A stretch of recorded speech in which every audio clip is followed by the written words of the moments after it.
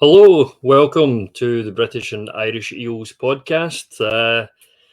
Unfortunately, our usual host Liam can't be with us tonight. I think he's dodging another defeat, if you ask me.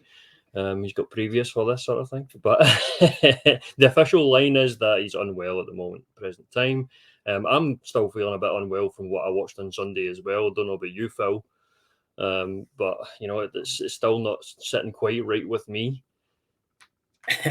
You're absolutely spot on, Mick. Yet another defeat. But yet another defeat comes around, and Liam's nowhere to be found. So suspect, to say the least, man. I mean, we always get left with the turds in our hands, and that game was definitely one big giant turd. As when I created the notes early on Monday, first thing on the notes was just a big dog taking a steaming pile at the top of the document, which is now vastly in the rearview mirror. But yeah, no, it was painful, man. But at least you and me are here to battle through it. We're not running away scared or anything. Absolutely, you've got to face these things. We're not used to these defeats anymore. The team is so successful that it's rare that we have a losing podcast, but we're here to go through, the 5 stages of grief that we seem to go through every time we lose a game. We're here to get you back on the road to recovery, ready for Sunday night. yeah. If you're still sitting at anger or depression or bargaining, we're here to get you on the road to recovery. So we're getting past all that. We're at the next stage, and coming this weekend, it's going to be quite an exciting game against the Miami Dolphins. We're going to come on to all of that. But first, just before we start on the recap of the Jets game, we'll bring out some news. So, as you'll know from having watched the game on Sunday, quite a few of our Eagles boys went down on the field. Lane Johnson, Reed Blankenship, Roby, whose first name I've totally forgotten, all left the game injured. Hopefully, Lane's isn't as bad as first feared. Baldy has been on the PHLY podcast that Zach Berman and Bo Wolf run, and has said that Lane is likely to play on Sunday. Whether or not that's true, Baldy seems to have a word in Lane's ear and vice versa. I think they're quite close. I wouldn't expect his word is usually pretty good. Yeah, I wouldn't expect Baldy to come out and say something like that. It's not like Jason Kelsey saying that Travis is going to play on an injured knee or whatever and being absolutely totally wrong. I trust Baldy, I think. Yeah. As we sit here on Wednesday night, the Eagles had a walkthrough practice today. The injury report is still to come out. If it comes out during the podcast, we'll have a look through it. But from what we can scour on Twitter and other news sources, Lane is on the looking likely to play on Sunday. Sydney Brown, another one who has fallen foul of a few injuries, is ready to come back on Sunday as well, which is excellent news for a depleted secondary. Mario Goodrich was also waived during the midweek. Mario Goodrich, he's really, really struggled.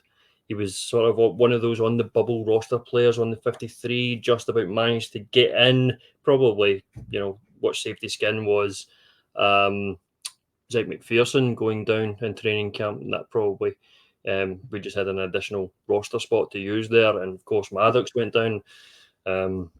All these players going down, Phil, it's getting quite scary. But Liam's going to take a victory lap, of course. Of course, yeah. He's already at the start of the season. If you listen to the podcast in the preseason, he was staunch in his predictions that Eagles just can't possibly stay as healthy as they did last season. And I don't think at any point me and Mick disagreed with him. It's more of a case of, it's like, why did you have to bring that up? Why did you have to put that thought in the back of people's minds? Why do you have to make us worry about whether the Eagles are going to stay as healthy? And now that they are dropping a little bit like flies at the moment, Liam's now taking his victory lap. So if you want to blame anyone, guys, for the injury form for the Eagles, you can place it squarely on Liam. So, and I feel like I'm being overly harsh. The guy's ill and he's left us to this podcast, but it's just an easy target. It's just a low-hanging fruit to put the blame for the injuries, for the defeat, squarely at his door. Yeah, he deserves it. Phil, we've made a signing. We have signed a player, hot off the press. Well, hot off the press last night, but let's talk about it. Julio Jones has signed with the Eagles, another wide receiver after adding Quez Watkins on the IR. So it's a bit of depth there. How do you feel about Julio Jones? I've seen a lot of, this is great, this is terrible, and where are you in between? Well, probably somewhere in between. I think I don't mind it. I don't really have a particular strong feeling about it either way. I don't think it's a bad thing.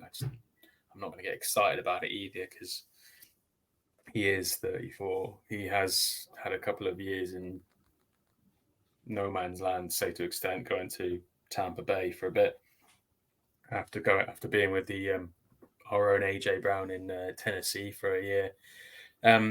Hasn't really moved the needle too much. I think it's more of a case of could he in this team being wide receiver 3 provide much more of an improvement on OZ and Quez, who have been sort of sharing snaps in that position so far. And I think, based on experience and well, how much has he lost? Where he is as a player at age 34 now. I think he's definitely an exciting thing because it's whether you're a person who goes, well, look at the Hall of Fame player he is, and get excited about that, or whether you're a realist and goes, well, he's 34 and he hasn't played like that 2 or 3 years.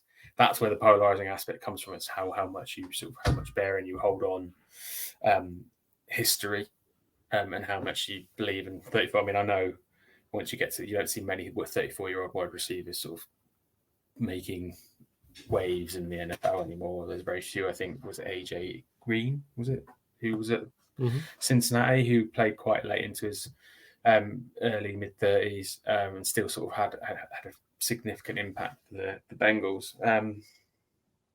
I think he got asked by reporters to say, like, how much have you got left in the tank? And I did like his response because it was quite an energetic response. He seemed quite offended. Response.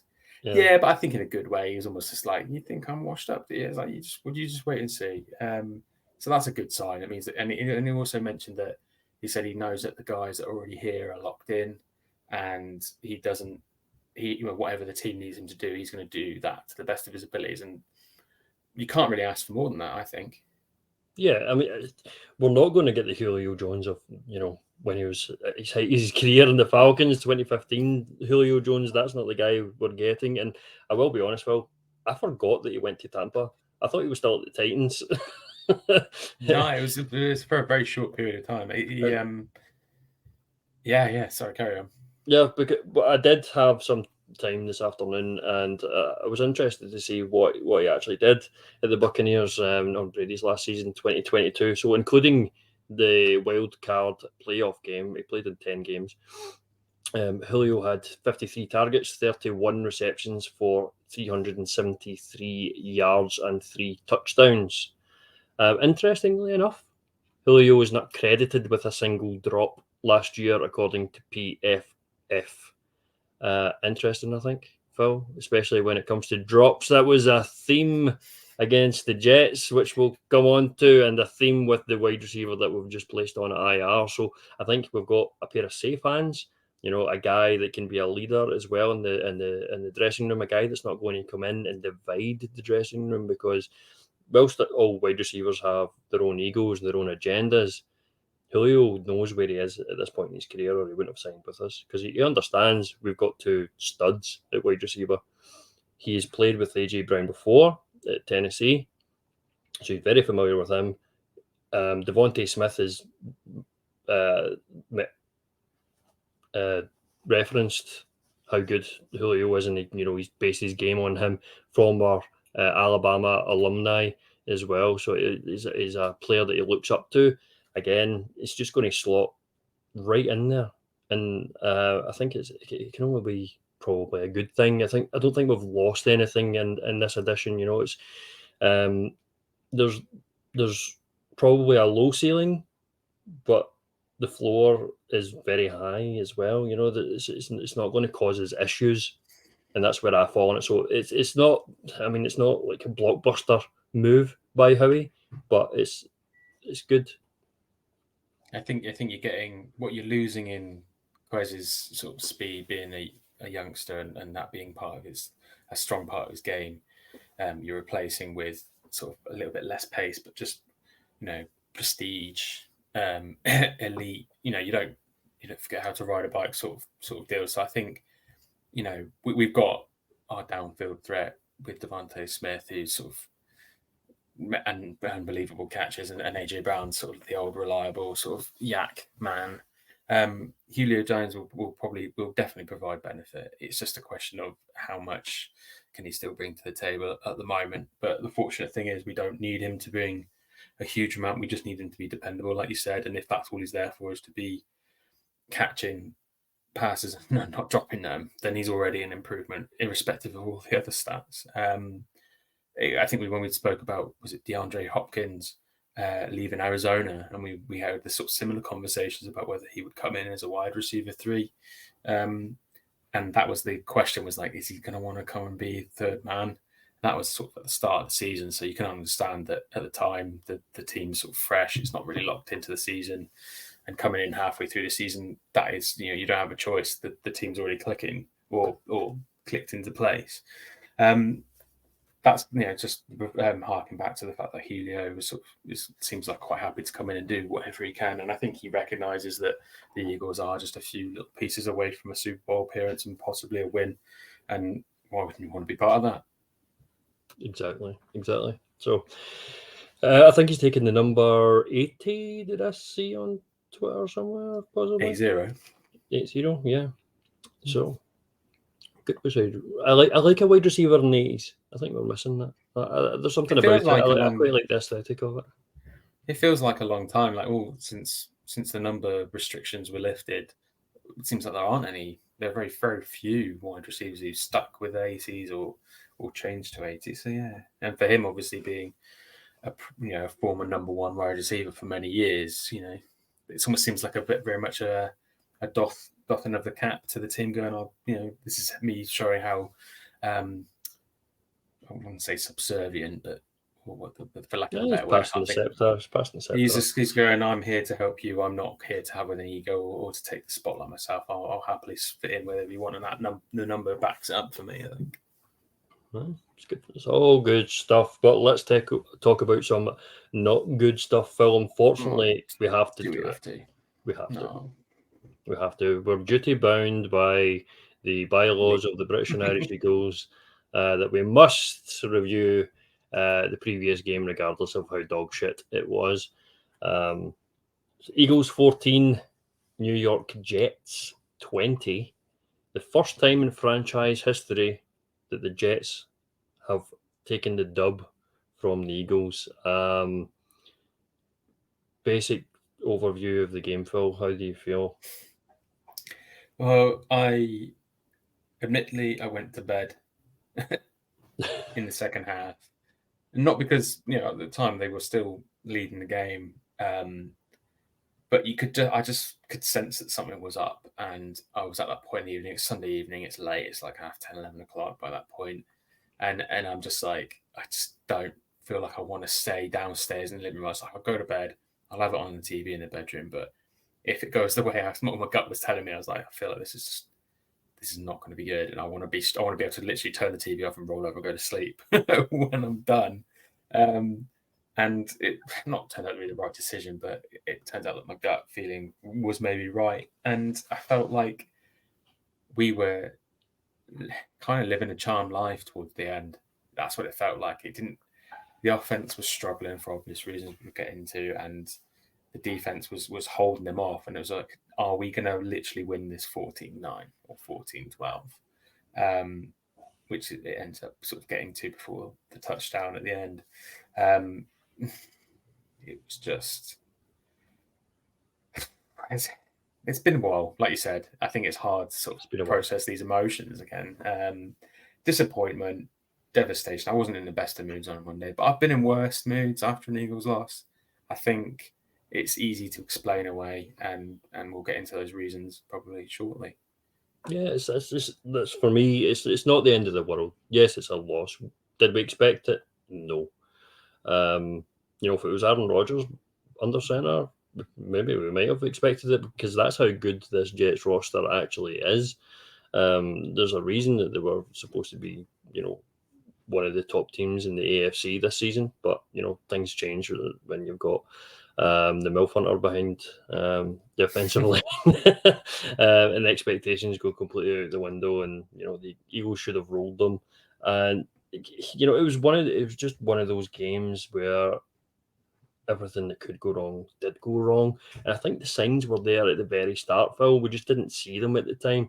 If you remember, just at kickoff of the game, the broadcast was showing a split screen with the San Fran game, with the way that was ending. Yeah, I And remember that they, now. they would not move from the San Fran game, and you couldn't even hear or see it. Well, we could see it, but couldn't hear any of the play calls, or you could almost see it in a tiny little box on the screen. And I was going off my head, but trying not to wake the kids up at the same It time, was and everybody's absolutely thinking, the ridiculous. fucking two screens What off. Fox thinking, man?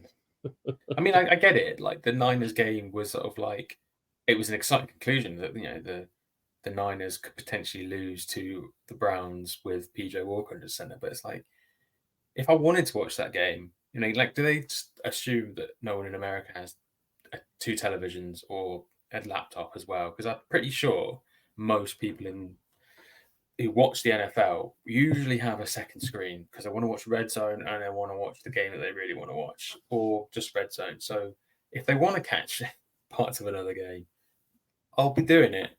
And yeah, everyone was losing their absolute minds over it. And yeah, now you mention it, some of those little It's all omens. coming back. Is all the rage coming back? That's what we're getting. No, I don't think there'll be any rage. No, I think it's just going to be. I don't get angry. I just get disappointed. I'm just get like. Oh no, I was That's angry. like I said. I went to bed. I was just like, I'm just disappointed in how this is going. I'm too tired. I've got a big meeting on Monday morning, and I could just do with being in bed right now. If this is not, if it goes well, great. I'll probably won't get to sleep, so I'll be buzzing. But if it does go badly, I think I was just preparing myself for the worst. Yeah. All right. So let's start with the bad column, from the good, the bad, and the damn right sexy. Thank you very much, Steve. I really need to remember to turn the loop off when I do that. So Jalen Hurts. Let's start with our main man, Jalen Hurts. Phil, I didn't think he had a terrible game to start off with. I know you did most of the work on these notes, and you've got quite an extensive list there for Jalen. So I'll let you handle this one. Well, I know what you're alluding to, and the first sort of bit of notes I put was this has to be the worst game that Jalen's had in the Eagles jersey. Now, some might call that a bit sort of trying to think of the word blown out of proportion, sensationalism. That's the word I was looking for. But I think if you compare it to like how impressive Jalen has been in the last 20 to 25 games, this is only like his second loss in 24 games. I can't remember if it's 22-2 or 2 losses in 22 games. Yeah, something like that. My head. But the point being, he's had over 20 games, 20 more wins than he has defeats in that period. And I feel like we hold him to this high standard, especially after last season and the expectation going to the season where he hasn't been at his best at times. But as we've said in the previous pods, he's been getting incrementally better week on week. I think he has to be held account to this game because he's normally the guy that wins us the games. But in this game, I'm kind of going to say that he lost us this game. He might have played well for 2/3 of the game, but ultimately that last quarter was absolutely horrendous with the final interception. And I will say that out of the 3 interceptions, only one can really be placed at his door, but it was that bad. It was that bad that you kind of feel like that's the defining moment. Like we were holding them off, and we were probably more likely than not would have held them off. Maybe kicked another field goal, got an opportunity just to sort of keep them at arm's length and get out of this get out of Dodge with a very ugly win. But that interception put them down on the 5 or 8 yard line, and it was like, well, we let them score because it was better to let them score a touchdown, and then we didn't let them score the 2-point conversion. I think that was a bit of an oversight by the coaching staff, if I'm honest. Was that they're like, yeah, we'll let them score, which was a sensible thing to do because you get the ball back with minute 40 or whatever it was left, plenty of time, timeouts, all that sort of stuff. No problem. But then they went for 2, and we let them get 2, which then put them a bit further away. I know it doesn't really matter when you look at the score because it would have been 14 to 19. It just felt like that was another little nugget for them to buoy themselves up on. Like, got a touchdown and we got a 2-point conversion. They're going to have to go down. Even they're going to have to convert. They can't even just score a touchdown to win. They've got to convert. Yeah, just running some seconds off the clock, and yeah, just a little bits like that. I mean, you're not wrong. I don't think he had. When you look at it objectively, you look at the stat line. 28 completed passes of 45, 280 yards, so almost breaches 300 yards in a second game running, I think it was, and a touchdown. But I'm going to put it ultimately down to the Lane Johnson thing because I really, really do think that affected things significantly, and the fact that obviously Karen Jurgens was also out, so we didn't have a starting right tackle or right guard in, and it felt very much like, I mean, we all talk about Jalen being unflappable, but that, I think that is his safety net. And like when you've got Lane Johnson, I think that was, we now know the source of Jalen's sort of calmness and comfort in the pocket is that he knows he's got the stout O-line, and I think I really think that affects him. It's one of the only explanations for me. Ultimately, it does fall on the shoulders of the quarterback, the 9 times out of 10. And Jalen will take that as well. He'll take that as a learning moment for him. And he'll admit that. The problem is that it's becoming all too familiar this season, Phil. He's had 7 interceptions this season so far. Whilst not his receivers are maybe not helping him out there, I think the first interception was more of a fumble on Dallas Goedert. If you remember, then the ball was sort of coughed up in the air and it was caught by Quinn Williams. Quinn Williams having an interception just doesn't sound right, does it, on the start line?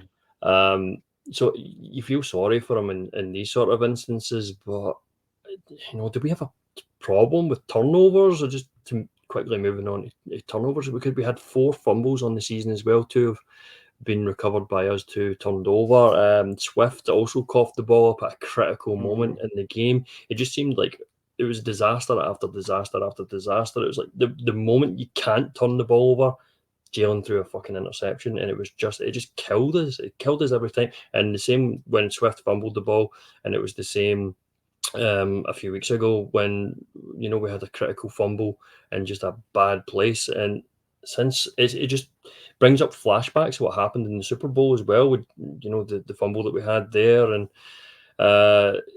is it becoming a problem? It doesn't feel like it's becoming a problem. It doesn't feel like it's becoming a problem because I'd say at least 4 of those 7, maybe even 5, are just interceptions that you don't put on the quarterback. But unfortunately, it's a quarterback stat, interceptions, whether however it comes. But if he didn't throw it for the first 2 into the arms of a defender, it just ended up there for whatever reason. So in that aspect, no, I'm not. It doesn't feel like I should be worried. But when you look at the fact that he's had more interceptions in 6 games this season than he had the entirety of last season, just goes to show that there's something else is wrong. So whether someone who's got much more expertise in analysing game film can look at the interceptions that we're saying aren't his fault and go, well, actually, if Jalen threw it into this area, which was sort of increased the chances of that happening because it forces the wide receiver to do X, which usually lends itself to whatever happening. I'm sort of trying to sort of look down at it. Someone might look at it and say, actually, there is a pattern here. But it doesn't feel like there's a pattern because it feels like only 2, maybe 3 are ones where Jalen's generally thrown it poorly or made a real error. I think just in this game, because of the moment and how glaringly bad it was, it almost feels magnified. It feels like a super interception. Do you know what I mean? It's like, absolutely. It's because if the offense is clicking, we're fine in the red zone, we're scoring points, we're putting points up, and say we're up 30-14 at that time or something, and Jalen throws that interception, you're like, yeah, he threw an interception, but so what? These things happen in games. But it's everything else that surrounds it. It's the context around it. It's the context, absolutely. But I mean, do you think that's symptomatic of Jalen throwing the ball? 45 attempts that he had in this game. Does that owe to the game plan that we saw from the offensive play calling from Brian Johnson? Why were we throwing the ball so much in this game? Is a regular question that I've been seeing on the group chats and on Twitter. I am very worried about the play calling, not just for Brian Johnson, but I'm also worried about Sirianni. And I'm not trying to sort of, I know we said we'd get people through the stages of grief, but I'm probably going to make things worse. But hey, you got to get to the bottom before you get back to the top. It worries me from a perspective of when I look back to last season, I feel like Steichen probably helped mask a lot of Sirianni's flaws, and we didn't see them because they were covered up. And Jalen Hurts was so good. Steichen was on form. Sirianni gave up play calling, and it worked. But now he's got a more inexperienced offensive coordinator in Brian Johnson, and it's sort of like he's going to have to lean in more. It's like, when you have a really good someone working underneath you who's like absolutely incredible, and you can just sort of take a step back, watch them work, and take the credit for it. I'm not saying that's exactly what's happening, and then when that person leaves, goes on to better things, and you get someone inexperienced who comes in, and you've suddenly got to start leaning into them a bit more, start guiding them a bit more, start getting more involved, and then things start becoming a bit more apparent that Sirianni's not a play caller, or shouldn't be having to play calls, because I don't think Sirianni is a great head coach, and I think this is not a slight on Sirianni. This is more of a slight on the situation and how it's sort of exposing maybe a few Sirianni flaws, and I'm not really particularly putting it on Brian Johnson either. I feel like the experience and when he got hired, we're all jumping for joy saying Brian Johnson is going to be amazing. I think we have to be a little bit realistic and go, it could be a bit of an uncomfortable season if Brian Johnson doesn't sort of get his shit together soon. It won't be it won't be sort of saying he's a bad coach, but we're in a Super Bowl win now mode, and I'm not sure we have the time. Yeah, the time, all the weapons that we have as well, Phil, to accommodate the current situation. And I'm not suggesting that they should be making changes either. I'm just sort of looking at the situation whole going, it worries me. Where is the improvement going to come from? Where's the fix going to come from? Because it's all going well when, say, players are off, plays don't work. But when you get the feeling that it's the entire calling on offense that's the problem, the red zone thrown into the mix as well, it doesn't make me feel very confident. And again, like I said, it was just masked by the fact that we had AJ Brown, Dallas Goedert, Devontae Smith, Miles Sanders last season, Jalen Hurts and Shane Steichen, and now we don't have that quite same mix, and there's just a few issues maybe sort of bubbling up from the surface. Do you think there's a chance, or where would you put it percentage-wise? This is a bit of Liam coming out on me, I think, just now.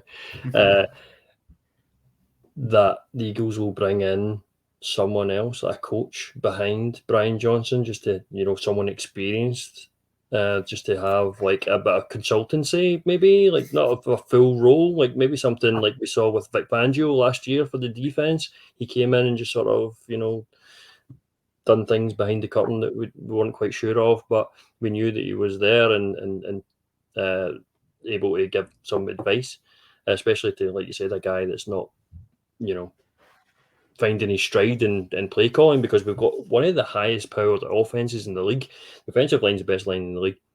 We've got, AJ Brown, we've got Devontae Smith, we've just added Julio Jones, we've got Dallas Goedert, and the guys, whilst, the yards are there, I think you've put it into the notes, right? Because Rube Frank has already said through the first 6 games the last 2 years, the stats are fairly identical. Like the point scored is within 1 point. It's 147 in 2022. It's 148 in 2023. The yard stats is within 3 yards between the 2 years. Like I said, they're pretty much identical. But sorry, I've went on a little bit of tangent there, Phil. But what do you think about the advisor? Well, when you say percentage-wise, are you saying percentage that they should, or percentage that I think it's going to happen, or percentage that Yeah, they like need it likeliness of it. In Right. fact, yeah. Well, actually, give me likeliness percentage, and then give me what you think. Yeah, I understand what you're saying. I think it's probably easier if I go the other way around. I think 100% they need to, Okay. without a doubt. I think they need to, and that's, like I said, this is not. There's a piece missing, and we don't have the time. This is not a rebuilding year where we can kind of go, well, just let them figure out this year and see where we are next season. We don't have the time to allow for this kind of inefficiency in the red zone and play calling. You can see, and I'm not going to sort of dredge up or give any credence to the press saying about the arguments. And I know is it Brian Dawkins or McNabb, whichever one, jumping on AJ Brown, clapping back about the whole, trying to dredge it up again and act like it means something. And I think thing, in McNabb, and I think it does mean something. But I think all I read into it is that the players are feeling that too. They're like, we're in the zone, and we can't have these kind of issues going on. So I think opinion that they should. I feel like there's 100% need to, and I think there must be an experienced former offensive coordinator or former head coach who's just knocking around, who could just add a bit of guidance. You've got people like Fletcher Cox guiding Jalen Carter. You've got people like Jason Kelsey guiding Cam Jurgens and Tyler Steen and all those players and all that sort of stuff going around. So why not have it as your head coach? I think need 100%. But whether I think they'll do it, I feel like there's always that element of stubbornness. I feel like Sirianni could be a bit stubborn to allow that. He wasn't too stubborn to allow the play calling to get taken over, but I feel like in this situation, he hasn't got an option. He can't say, you're on your own, BJ. He's got to take ownership and he's got to help out. And I feel like between the two of them, they need a bit of help guiding him in. I think BJ is going to be a good offensive coordinator. I just feel like we're not in a position we haven't got the luxury of affording him some training wheels. It's like we've ripped them off and gone, off you go. You need to win us the Super Bowl now. And it's not fair. Exactly. I think we're it's such a weird position we're in just now, because if you look at just like based on the stats, like purely on the stats, the Eagles rank second on total offense just now, just behind Miami Dolphins, and we're complaining that the offense isn't good enough and the play calling isn't good enough. It's just we're one behind a team that put 70 on another team, but on the other side of things, on the flip side, you'll look at it's the red zone is where the problem is, because watching the Jets game, for me, it looked like we were in a bit of a flow. We're in a bit of a tempo. Jalen was feeling himself. He was moving the ball quite well. And then once we got to the red zone, or to the final third quarter of the field, third of the field, shut the bed. Just quarterback draws, and it looked like we're just devoid of ideas. It's as if the playbook just disintegrates in Brian Johnson's hands, and just goes quarterback draw, and Jalen just runs into a brick wall, and then it's send Jake out to win us the game. How many times has Jake Elliott kicked field goals this year, and there was a stat, was it last week, that Jake had scored more points than than teams had in total. The Giants were one of them. I think maybe Denver were another one. I'm not sure. Maybe the Bears, but yeah, that's not a great stat. And we're relying on Jake Elliott. And in this game in particular, Jake misses a field goal, because that's what I can't put too much on Jake for that, right? Because shit happens. You can't expect him to hit every single one every single time. Jake Elliott isn't our whole offense, all right? That's what people like. You might want to put it on Jake Elliott. It's not on Jake Elliott. But sorry, again, I've went off on a tangent again. But the thing I'm trying to get at is that I also think that Brian Johnson could probably do with some help, but I'm not sure how much help that needs to be. And if he brings someone in, you know what the Philly media is like, they'll fucking blow completely out of proportion. They'll be like, oh, Brian Johnson's not good enough to have taken the play calling off of him. Look at this. He needs, he needs taught everything, and they're treating him like a baby sort of thing. And that worries me is that the whole thing just gets blown completely out of proportion. Well, you're not wrong. That is exactly what will probably happen, even if just a little bit. But I think you don't have to bring in support just for Brian Johnson. I think you can just bring in a consultant like Vic Fangio was just a defensive consultant. And when you label someone as a consultant, they are just there just to consult. They're not there to get directly involved. And I think Sirianni and Howie are good at clarifying that and being like, this guy is just to we are having a few issues collectively. Something's not right. We need a bit of outside experience, a bit of a fresh look at things, just to sort of tell us maybe where we can improve, or just we want to improve every day. And I feel like it can be spun in quite an obvious way to make it seem like, no, this is not a threat to Brian Johnson. This is more the fact that we believe in him, and we don't want the pressure for him right now to be a nail in his coffin. Like, that's it. He's never going to be a head coach or an offensive coach again. He can't do the job. It's like, no, he just needs a bit of assistance. And I think, it's just the way it's going to go. Yeah. But yeah. Sorry. Just moving on a little bit. I want to talk a little about the offensive line. So, as we know, Lane Johnson went down with an ankle injury, I believe it was. He rolled his ankle during the game, and everyone gasped with sheer terror. He's the one person you just never want to see go down. Absolutely do not want to see Lane go down. I was reading an article earlier, and it just goes to show the sort of big deal it is when Lane is out of the lineup. So since 2016, the Eagles are 10-22 when Lane Johnson's out of the lineup, which is quite a ridiculous stat on itself. I know right tackles don't tend to win you games, but in Philadelphia, maybe they do. Jack Driscoll was the next man up, shall we say, who allowed for 1 sack, 1 quarterback hit, and 6 hurries in that game.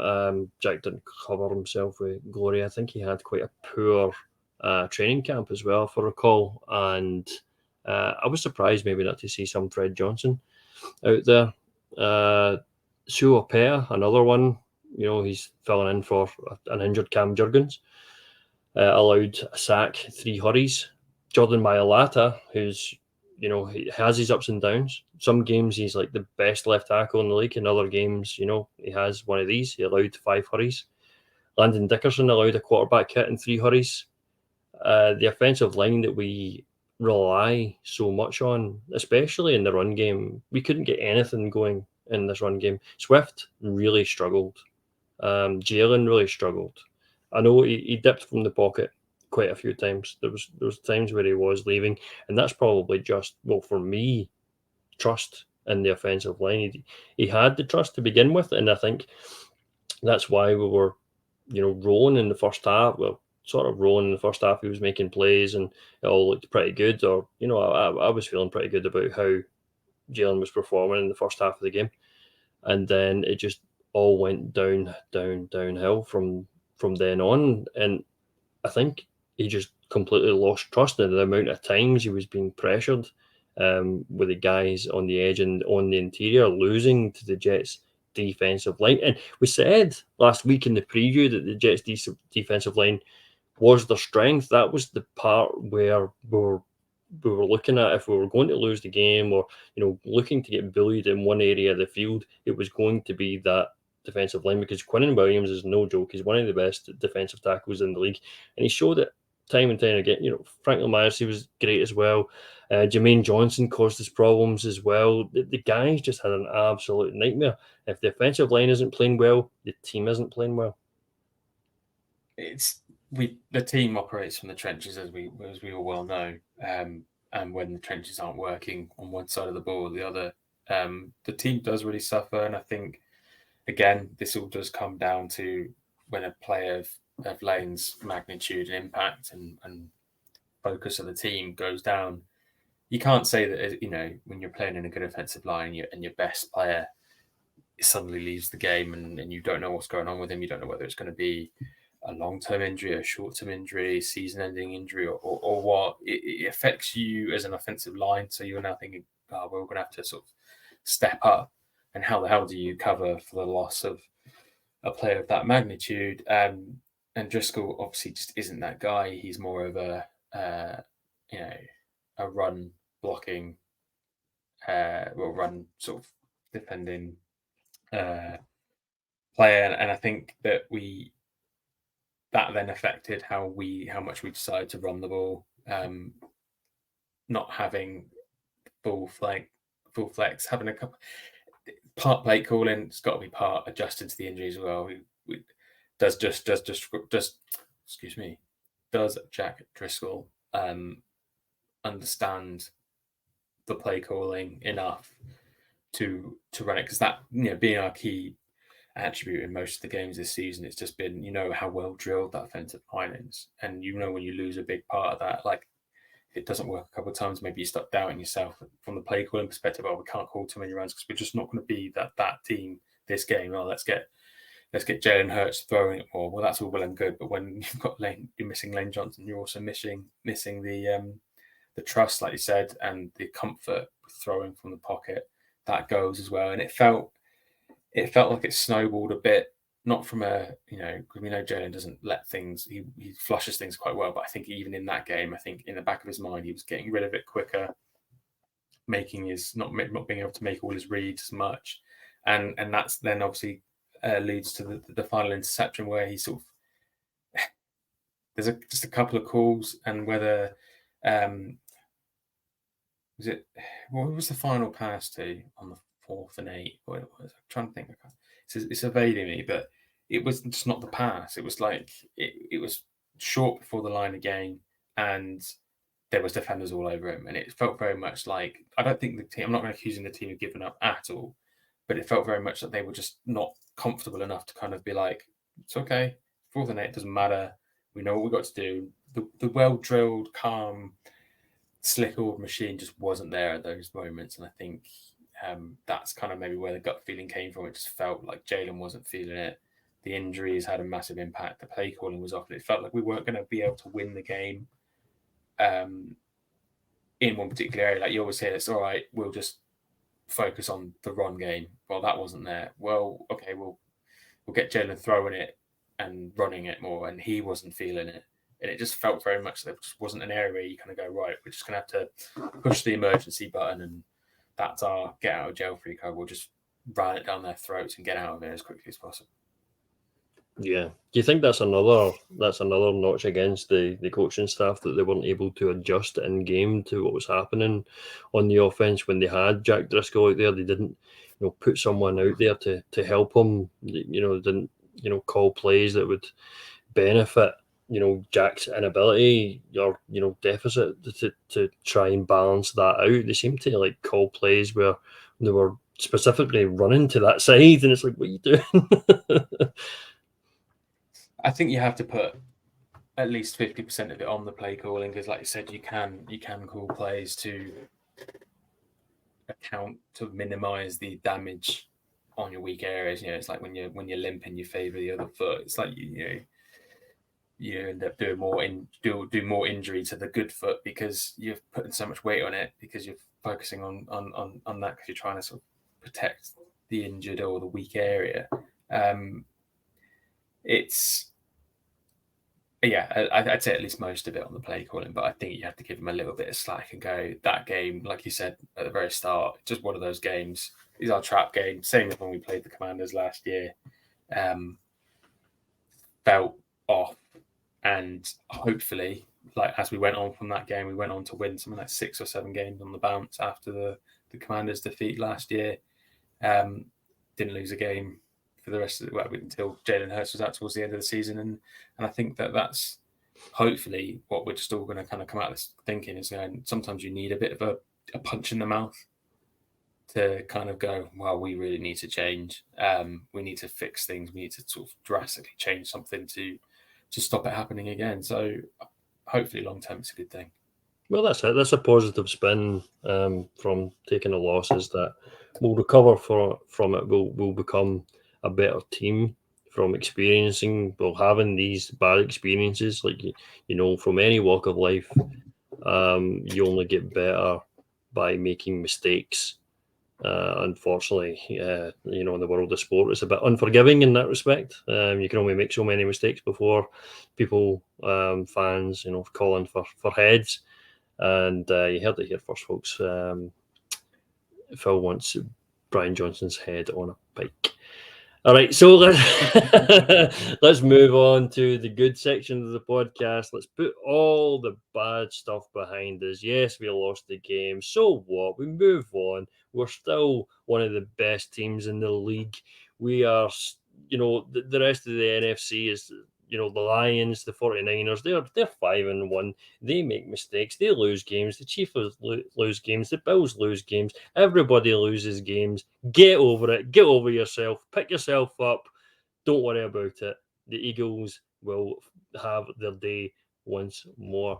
So with that, let's move. Let's talk about some good stuff, Phil, because I'm in the mood to talk. Some of the best parts of the game, and we'll come on to the Loch Lomond play of the game. But before we do, let's talk a little defense. Yeah, one of the, like I said, it's the reason why it's such a low scoring game, and we didn't score a point in the second half, but it wasn't until the final minutes of the final quarter where the Jets managed to sort of make some significant impact. And again, that was an offensive issue that led to them. They only had 8 yards to defend, so you can't really put that final touchdown on their door very much. They had, you're not exactly prepared for that moment, other than, oh shit, we better get our helmets on. We're going to go and stop them from scoring. But obviously, like I said, they were clearly told allow the touchdown to get the offense back on the field as quickly as possible. But aside from that, they held the Jets to just 244 yards of offense overall. And the Jets were 2 for 11 on third down. You really felt like they were going to stop them every single time. And I think that just further backs up the previous point of, the touchdown. Nothing they could have done about that. But had we continued to turn it over or give the ball back and not, or punt it away, we would have backed our defense to keep doing that for the rest of the game, because they had their number. And Zach Wilson, he'll take the double day long, but you can't turn around and go that Zach Wilson had a particularly good game. Garrett Wilson had a good game, but I wouldn't say Zach Wilson had a particularly good game. He got sacked at 5 times in the game. So that was a credit to the defense. And yeah, like I said, only allowed 1 touchdown at the 8-yard line after Hurts' third interception. Was not their fault. And this was all while missing Slay, Carter, Evans, and then obviously Reed, Blankenship during the game as well. So I think, yet again, strong showing in without Jalen Carter, who we were all sort of absolutely drooling over for the season. I think I was more gutted about just not getting to see him than I was about the loss, because I think our defensive line is that strong. Fletcher Cox came back and like he never left. So yeah, it just adds further fuel to the fire that the offense was the problem on the day. The defense did nothing wrong, so firmly deserving of being in the good column for my. Absolutely, I think there was a good shout for Sean Desai to be the shout for damn right sexy this week, and that's because of what he had to work with as well. Phil, you mentioned that we were without Slay, we lost Reed, we were without Carter.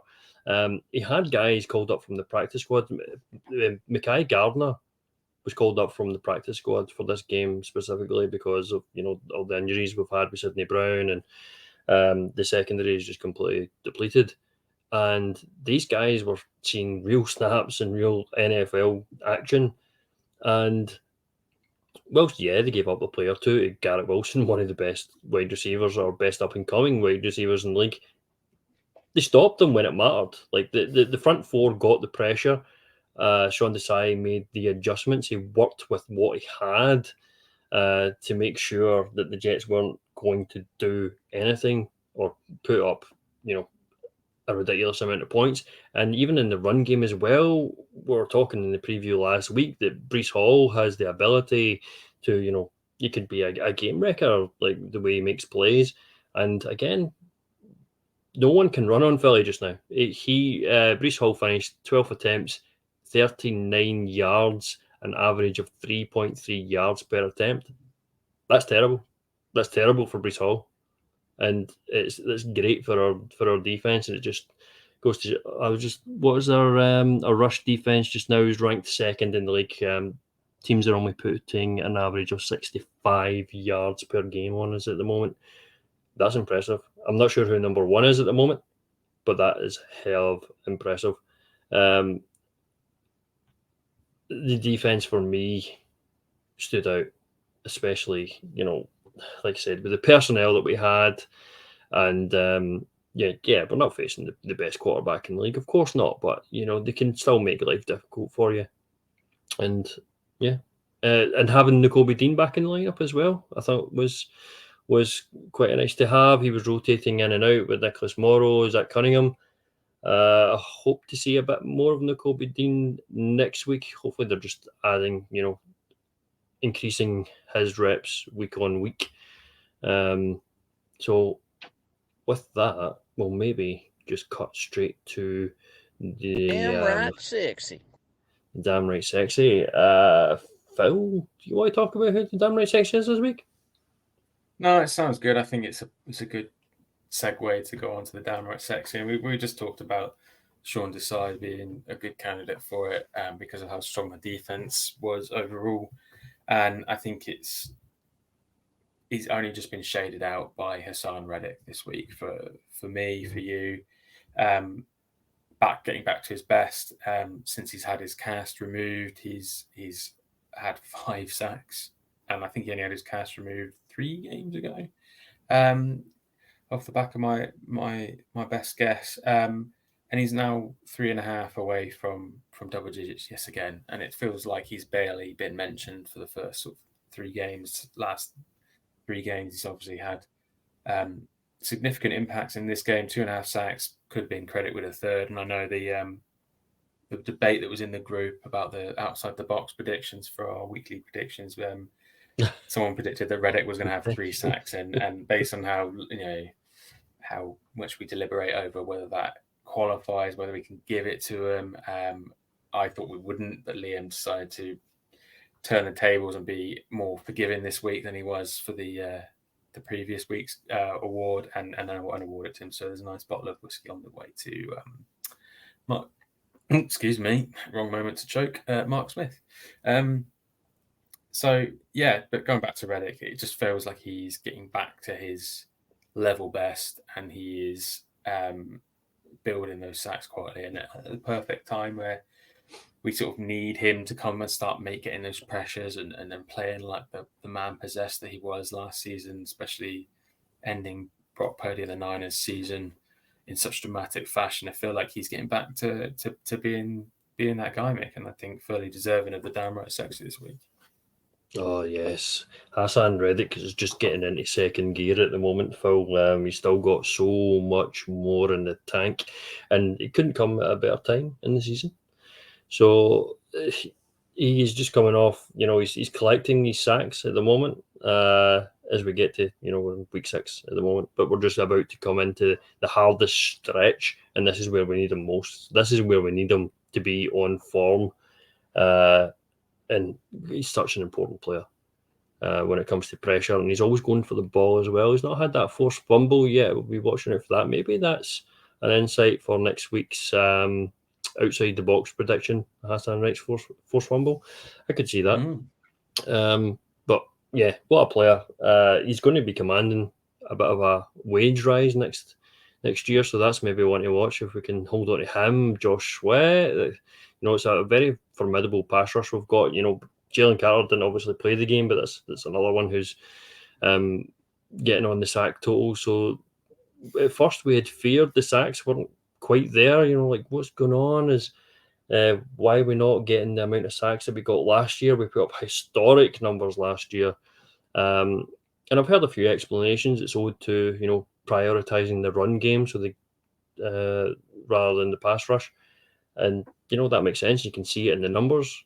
But, the guys are still getting the opposing quarterback to the ground. Long may it continue because I absolutely love a sack. It's one of the best bits of the game for me. All right, so congratulations, Reddick. You have won the damn right sexy for this week. I'm sure it'll be absolutely chuffed with that, Phil. Yeah, it's the award everyone wants to win. It's the award. It's like the angry runs, isn't it? Okay, so more of the good. Let's talk about AJ Brown, Phil. First time in Eagles history a receiver has smashed 125 plus receiving yards in 4 consecutive games. Now, we all thought this was going to be the Devontae game. I've seen it through all the predictions, myself included. It seems to go one way, then go the other way, then go one way, then go the other way. But AJ Brown, the last 4 games, over 125 yards. Oh, I mean, we've never seen that in franchise history. No, rightly so. I think it goes more than just beyond those 4 games. Obviously, the game he wasn't targeted very much, the issues that people tried to drum up, and then he goes on 4 games consecutive of 125 yards plus receiving. I think that's just a testament to the bullshit that is people trying to draw up narratives and dismiss that AJ's happy or he's not getting the targets. He's not getting. I'm so sick of that. I'm so sick of that. He's doing just fine, and he's now become the first Eagle in history to do that. And I think, but it does go beyond the total yardage for me. I think, especially against the Jets in their last few games, it's the Dallas Goedert type role that he's sort of bled into, which I know has impacted Dallas Goedert's impact and stat lines as well. But it's AJ Brown every time, every 3rd and long pass, it's AJ Brown. And he's reliable, he's a safe pair of hands. And I'll come back to the Julio Jones signing. Feels like very much another one of those where sort of we need to give Jalen as many options to just, if he when he gets to the end of his reads or he's in a bit of trouble, that he can go to this guy and he's just absolutely smashing it out of the park. We know we've got AJ Brown and Devontae Smith in the same team now, Julio Jones, but you know that AJ Brown is sort of, no, this is I'm wide receiver 1. None of this 1A, 1B bullshit. This is me. I'm the guy, and let me prove it to you. And you love a guy like that in your team because you want a guy who's just, you want that element of arrogance. You want that Jordan-esque arrogance to say, like, I am him. Like, humility is good, but not when you want a stellar wide receiver who thinks he's the big I am and then backs it up to boot. And AJ is that guy and fully deserving being in the good column yet again, even in such a disappointing loss. And we'll segue across, if you don't mind, Mick, to the Loch Lomond Player of the Week, because he was involved in that as well. So if you haven't been listening, if you weren't listening to our last podcast, we've now introduced a new segment to highlight one particular play or series in a game that deserves special mention. And our sponsors, Loch Lomond Whiskey, will come into it nicely so that we can get special recognition and also give a special nod to our lovely sponsors like Loch Lomond. And if you didn't already know which play it was going to be, it's such a, and you may have tried to banish the game from all memories, so you may have forgotten this particular play, but I guarantee you won't disagree with us. And it was quite early on in the game, I believe. a scrambling play by Jalen Hurts, but not only a scrambling play, but a scrambling play where he's being hunted down by two defensive players on the Jets side of the ball, and not only getting chased by two defensive players on the ball, but actually being grabbed and holding it up, stiff-arming, holding at arm's length a defensive player for a good 10 yards out to the right-hand sideline, and then still getting a decent pass away right on the sideline, caught by AJ Brown. And I mean, we all in that group kind of went, "What a hell of a play!" I mean, I don't personally believe I've seen a quarterback do that, so I'm going to put it as that's the first time I've seen a quarterback literally be holding on to another defensive player and still evading them and still get the play off and get a first down. It's like that's probably one of the plays of the season, let alone the game, mate. Oh, you've got to have that on the highlight reel at the end of the season. That's I was wondering if you can throw a flag for offensive holding on that one. The way Jalen was just like grabbing the Jets defender. I feel like he actually used them for like a bit of leverage, just to sort of balance himself before he threw the ball as well. He was like using them as a post. To set his feet and to set his hips to make the throw to AJ. It was wonderful. He just used them as like a piece of furniture. It was hilarious. But what a play from Jalen. I had to highlight that one. I thought, hands down, as soon as I saw it, I thought that's going straight into the podcast. That is the play of the week. I haven't seen the rest of the game yet, but he's not going to beat that one. I know he ran it in for a touchdown as well, which was maybe a bit of a contentious touchdown. I'm not sure if it really was or if it really wasn't, but it's for another day. But what a play. Fully deserving of the Loch Lomond play of the game, I think.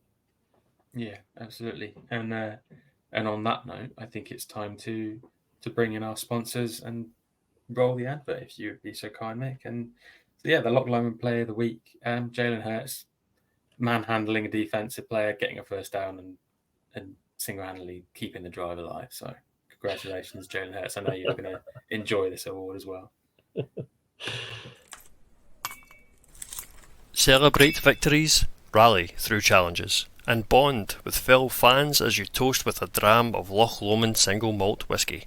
From tailgating gatherings to watch parties at home, Loch Lomond whisky becomes an essential companion, enhancing the moments that make football so extraordinary. It's the perfect accompaniment, from the joy of victory to the bittersweet moments of defeat. Loch Lomond offer a wide range of malts, with their flagship perfectly balanced, and signature expressions Inchmoan and Inchmuirn to suit any taste palette. Celebrate greatness on and off the field this season with a perfect balance of Loch Lomond whisky and Eagles football. From the first pour to the crowd roar. Fly Eagles fly.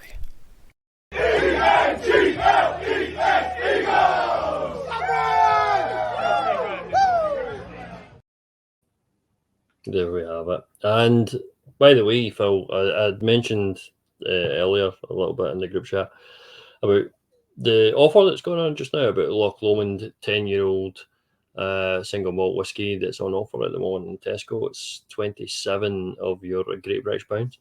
I don't know if it's running in England. I'm not sure if it's just a Scotland only thing at the moment, but if you're listening to the podcast, you're Scottish, have a look at your local Tesco. It's on your club card.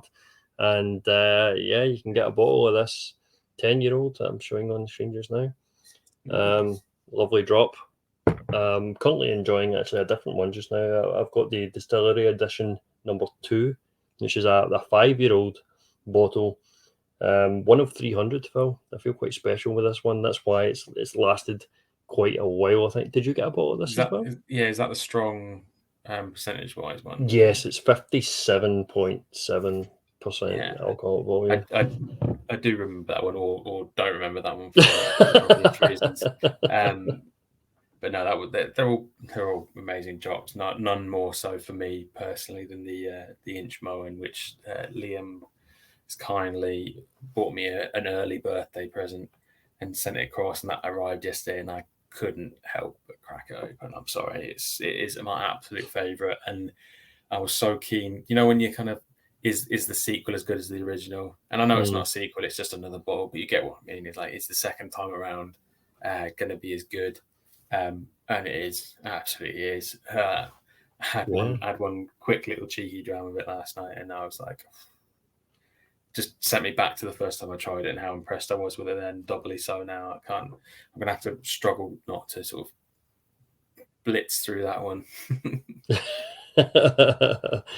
Absolutely, especially when we toast it for another Eagles win. So, speaking of Eagles wins, we'll be looking for our next one this coming Sunday night football. This is a late one, Phil. We're going to be staying up into the early wee hours of the morning for Monday morning. So, hope you've got some time off booked on Monday morning, or maybe you'll watch back, and quite a few people do. Will you be watching live? Honestly, I'm still undecided at the moment, and that's mainly because I've got to get the train up to Preston on Monday afternoon for a week's worth of meetings. And it's one of those things where I think, well, you're going by train and you're not going to the afternoon, so you've got plenty of time to do it. But so maybe I will watch it live. But I kind of don't want to be in an absolute bag. And if they lose as well, it's just going to be the worst day ever. And I'm not saying they are, but I guess I'm just thinking, I'm trying to think with my sensible head on and think that it's probably, I've got a train ride, I've got an all morning to watch it back, but I know I won't be able to sleep. If I'm awake, I'll end up watching it, much like I did for the Vikings game. I wasn't going to watch that live, but I was in bed and I couldn't help myself in the end. So I know I'm going around the houses and I'm saying I probably won't, but I probably will. Yes, it's the sort of thing you don't allow yourself to go to sleep. You're so restless, you're just in bed, and then you spy at your phone and just quickly check on the score, check the play-by-play sort of thing. And it's impossible. You tell yourself you're going to ignore it, but it's just so difficult, especially with how invested we are in these games and this team, and running the podcast, running the British and Irish Eagles. It's massive part of our lives now. So. But without further ado, I think we're going to look at the game itself. So this is the Kelly Green game, Phil. We're finally there where we get to see the Eagles don the classics with the beautiful logo, the beautiful colour of green. I can't wait for this one. I've seen some glimpses of the helmets from the NovaCare and the lockers. Everybody's getting real hype for these jerseys. And, do you believe in the whole look good, play good? I mean, yeah, I can't shy away from that, because being a former military man myself, it was very much a thing. Like, you feel 10 feet tall when you're wearing your ceremonial uniform and you look $1 million, and the general public are clapping and admiring how smart you all look and that. And it does definitely reach inside of you and lift you up. And I think the crowd is going to be absolutely buzzing for that. I mean, we've seen already the stadiums across the US with the away games and obviously the games at home as well, obviously, filled up with Kelly Green. Everyone's got a Kelly Green jersey. If you haven't got a Kelly Green jersey, where have you been and what the hell are you doing? Because it is all anyone's talking about outside of the team itself. And I think that will have an impact on the game, and it will have an impact on the players. I'm not saying it's definitely going to be positive, because sometimes different isn't always good, and it's going to feel a bit strange. It's not a colour they usually, Hurts is generally usual looking for out on the field. He's not looking for that kind of colour. I know people are going to be shouting, "What the hell are you on about, Phil?"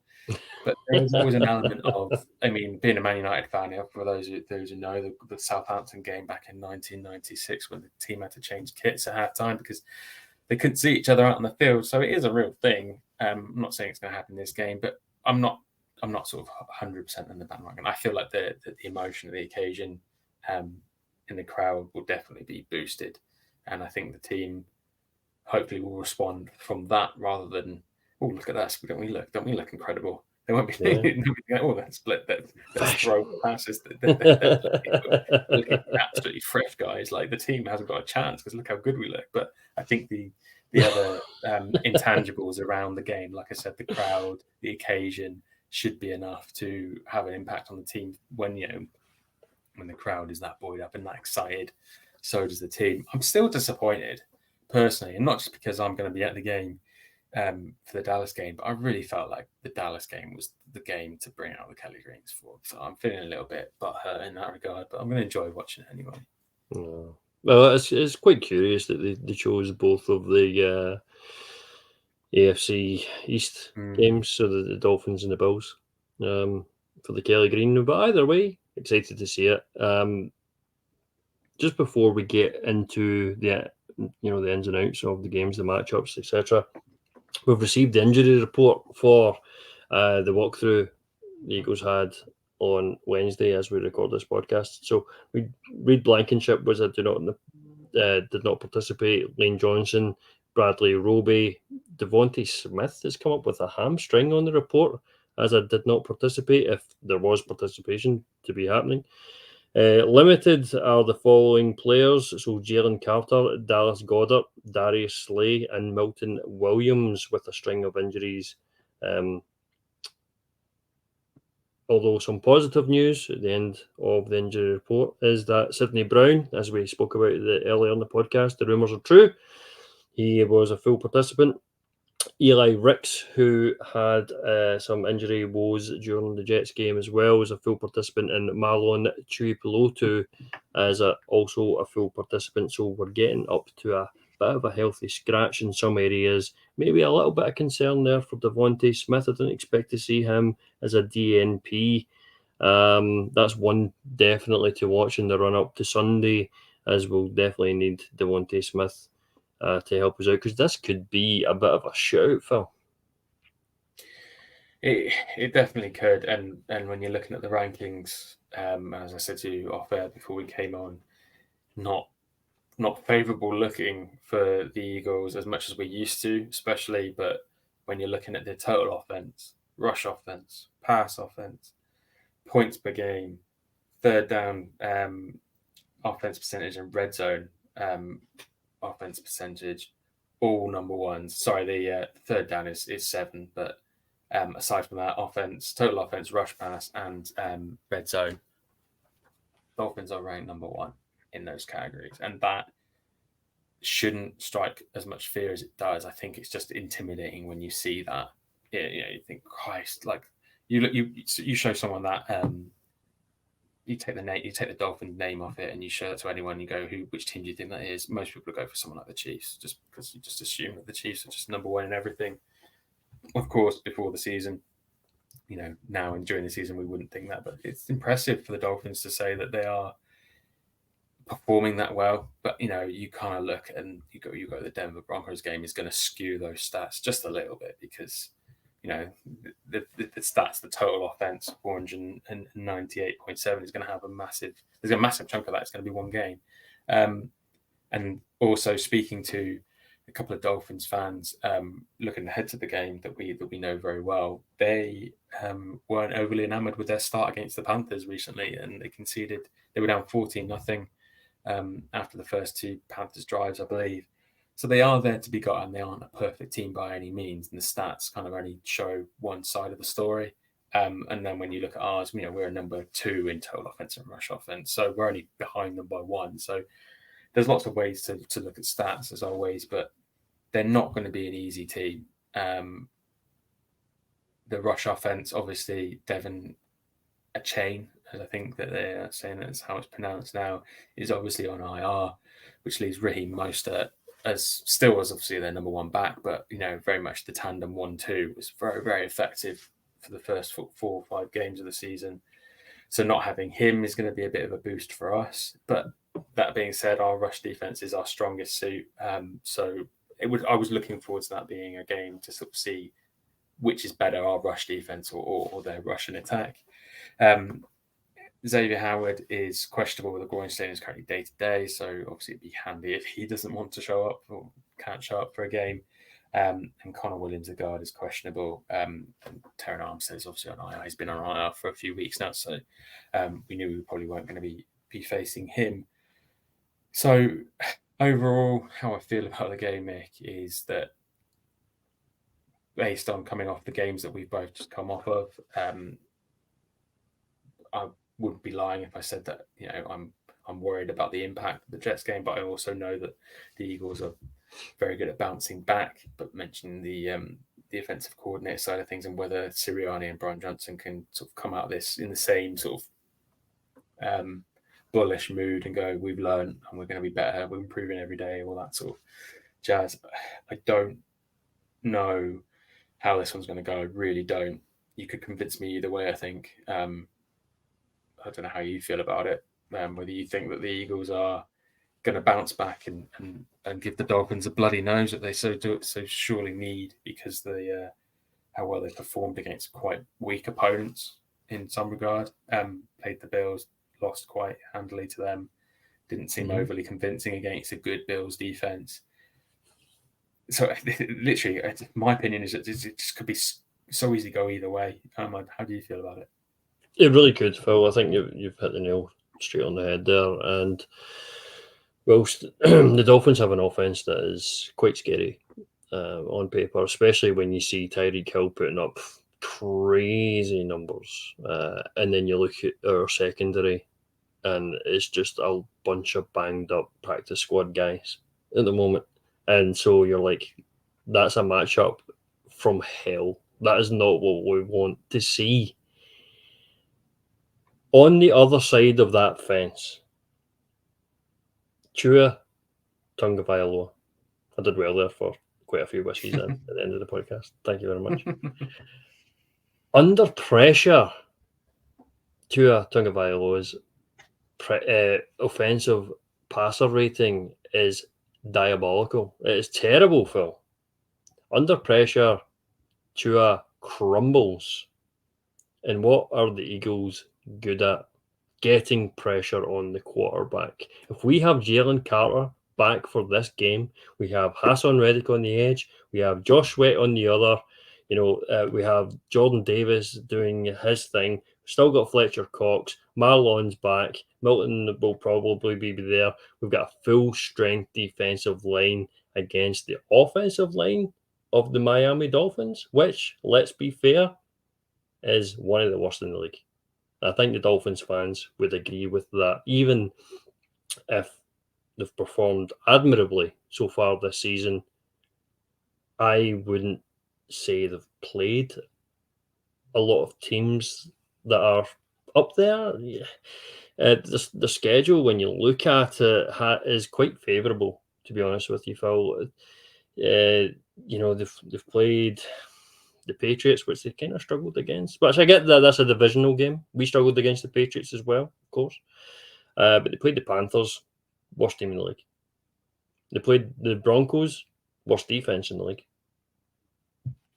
And it's easy to make a case for the Miami having a bit of a cupcake schedule so far and just putting up loads of points, and that's why they're number one at the moment. And they just need to be knocked down a peg by a bigger bully that wears green. They come from Philadelphia that are going to take the game to them wearing their sexy new green uniforms with the best defensive line in the league. I'm hoping that our Dolphins friends are listening to this podcast because I'm doing this deliberately to wind them up. But I do also believe in half of what I say, in that the key to the game is getting to the quarterback. And of course, they're going to scheme up a plan where Tua releases the ball as fast as he possibly can, because that's what teams have been doing against us all season. Get the ball out fast. Don't let the defensive line wreck the game. Win the matchups on the outside against the cornerbacks that, your Josh Jobs of the world, your Mario Goodriches of the world. And the quick shot passing game could again just be like a death by 1,000 cuts too. Tua is very capable quarterback. He's very accurate quarterback. So when it comes to those sort of things, especially over the middle of the field, you look at your Nicholas Morrows, you look at your Zach Cunninghams as well. That could pose as a real problem if we have Nakobe Dean back in the center. Probably a bit more confident in that, because I feel like Nakobe's his football IQ is pretty high.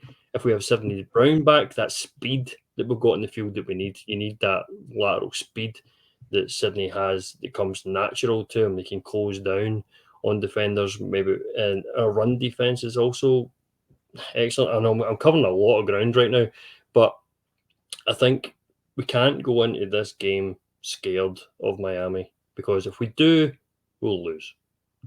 If we come in, we have a specific game plan, get to the quarterback, limit what they have on the outside as best we can, try and bracket.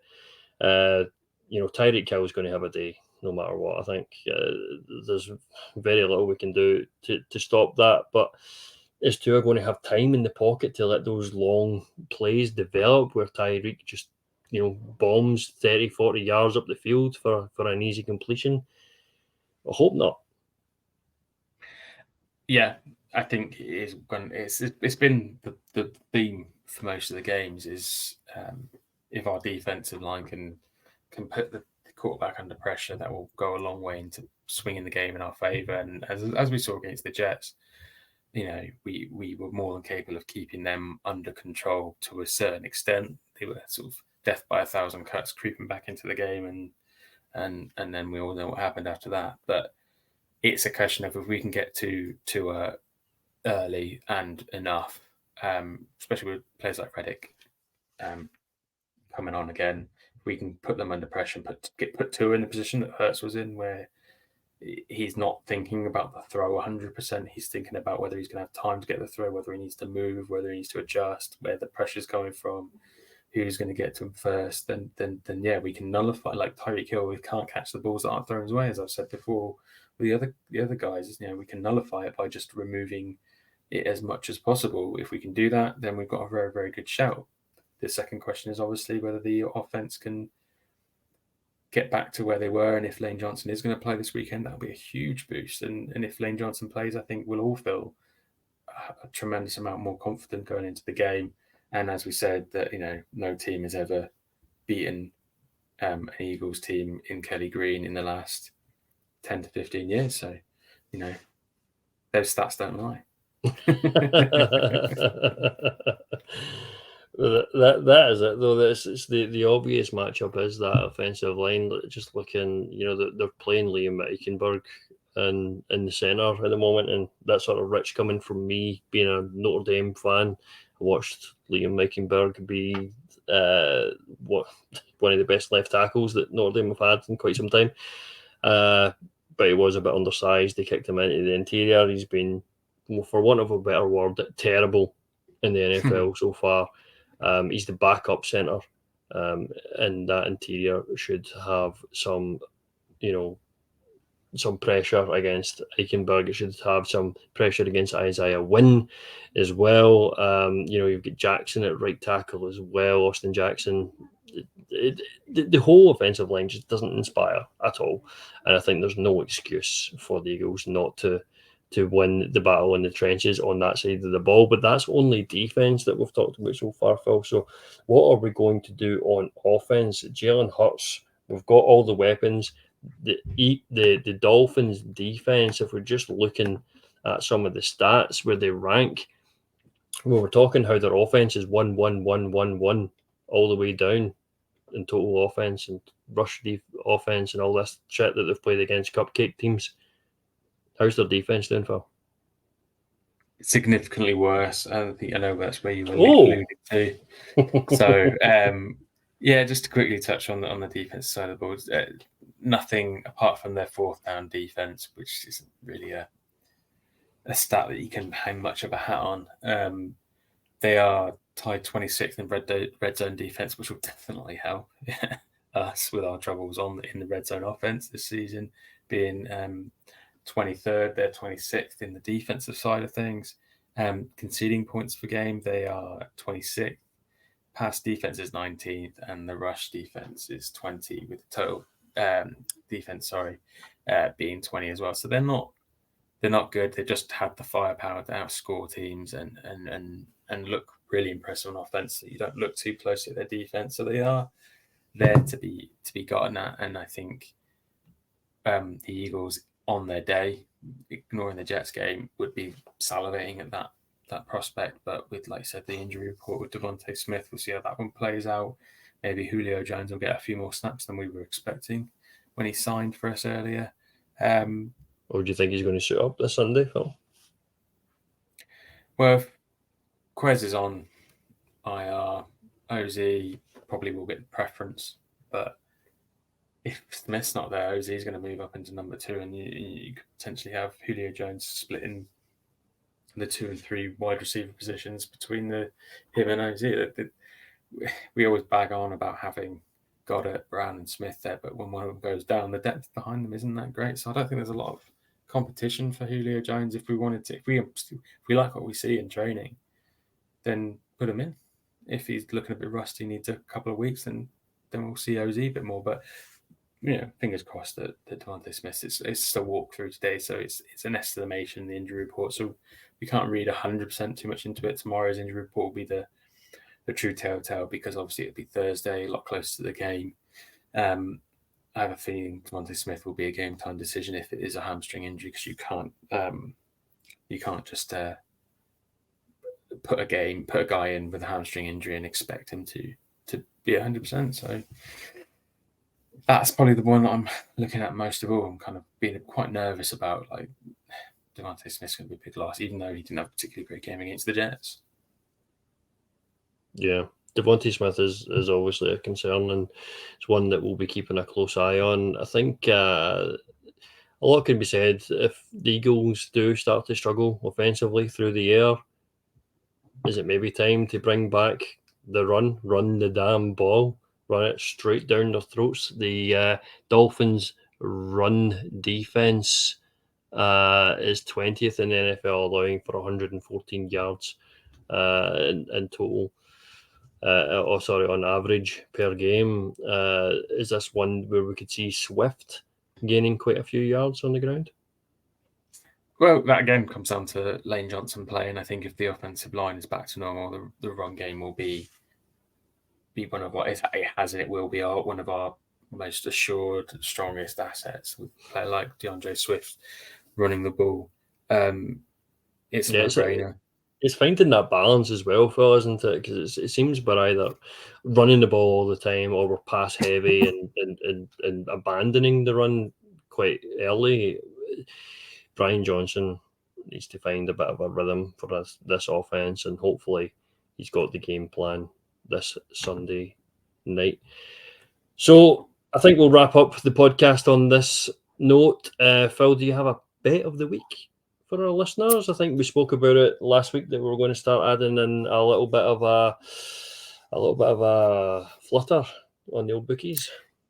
Yeah, and actually, to be honest, I need to price this up with Sky Bet, because I did have an absolute humdinger of the bet for the Jets game that Sky Bet said, "Yeah, we'll get back to you," and never got back to me, the bastards.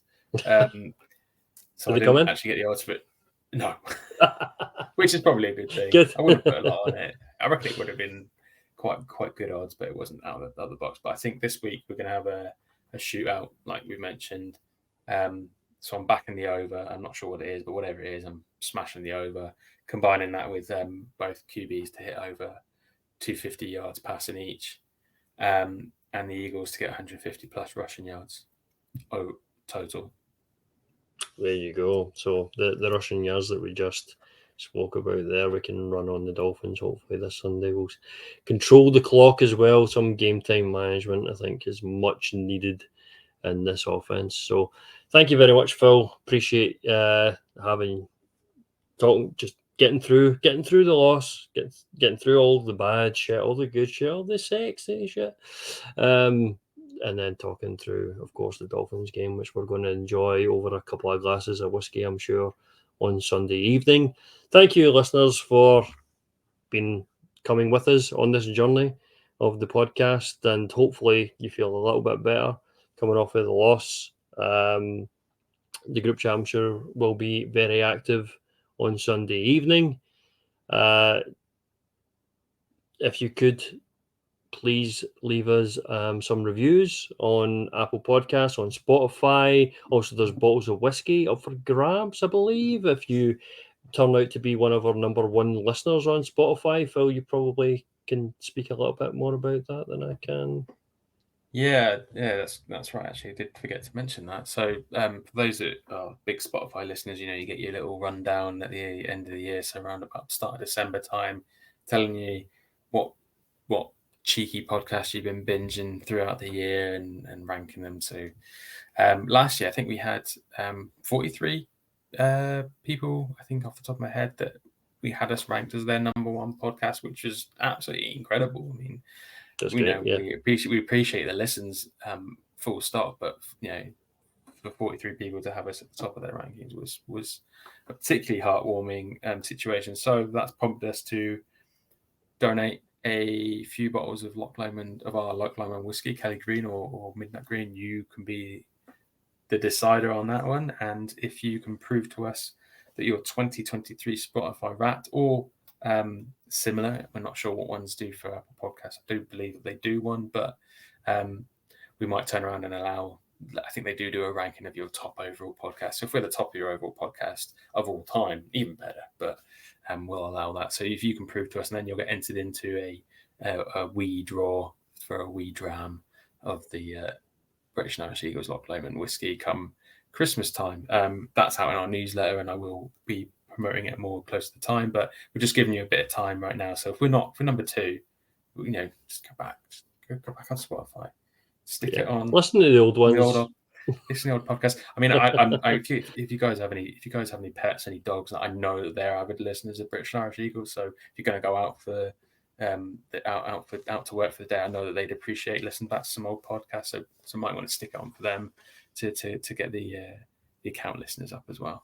I'm just waiting for some receipts coming in, Phil. Someone listening to a podcast from the first 2 weeks or something and saying, "Oh, you were saying Rager was the best wide receiver in the league."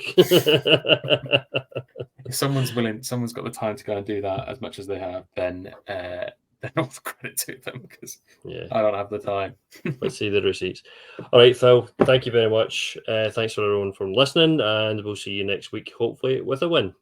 Fly Eagles fly.